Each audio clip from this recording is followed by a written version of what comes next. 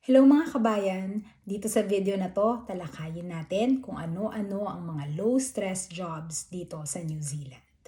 Marami ng research ang nagsasabi at nagpapakita na ang stress ay merong negative impact sa ating overall well-being, sa ating mood at sa ating personal relationships. Now, ano ba ang ibig sabihin kapag sinabing merong low-stress job ang isang tao?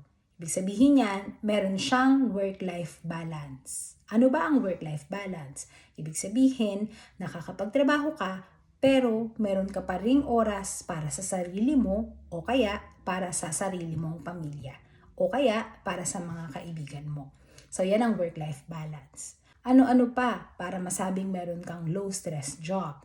Ibig sabihin, meron kang tinatawag na job security. Alam mo na hindi ka basta-basta pwedeng tanggalin. So yan ang mga tinatawag na factors para masabi na ikaw ay may low-stress job. So ano-ano ba ang mga low-stress jobs dito sa New Zealand? Number 1, archivist or librarian. Ang archivist or ang librarian, pareho yan na magaling sa research. Pareho silang tumutulong na magkatalog ng mga resources and they also help other people find the information that they need. Katulad ng sa ibang bansa, para maging librarian ka dito sa New Zealand, kailangan meron kang qualification in library and informational studies. Ang next less stress job dito sa New Zealand ay ang pagiging dietitian. So sila yung mga tumutulong sa ibang tao na ma-manage at ma-improve ang kanilang health through nutrition.